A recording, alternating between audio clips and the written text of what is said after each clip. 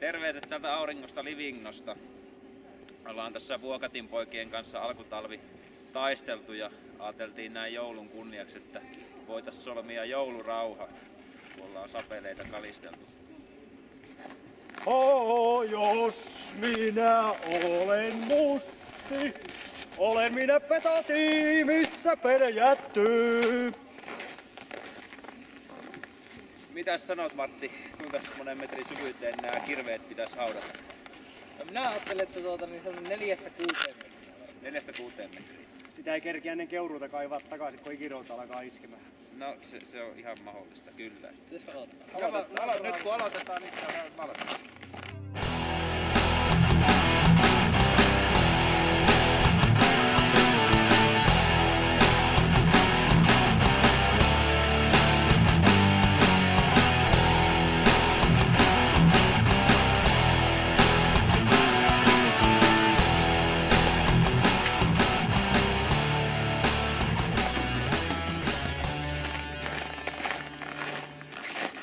No niin, nyt on kirveet haudattu, että noinkohan ennen kevättä löytyy.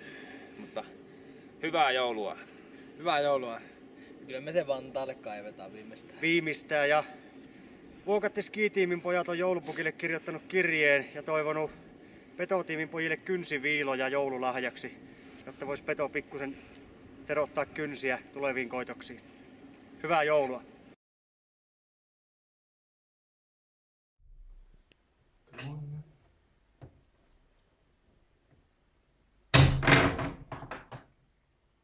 Erittäin makeaa joulua.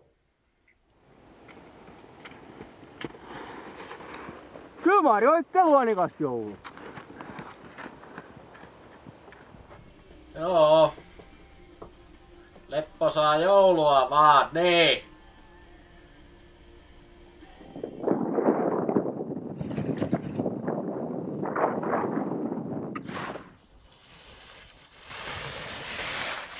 Hyvää joulua ja hyvää uutta vuotta kaikille.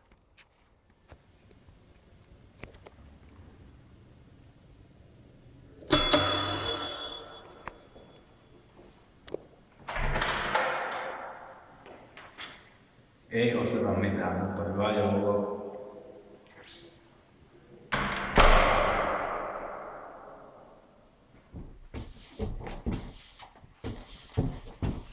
No niin, hyvää joulua täältä Ylläkseltä. Nyt on oranssilla hevosella iltalenkin aika. Liukasta tuppaa tulemaan, vaikka ihan tavallista yrittää.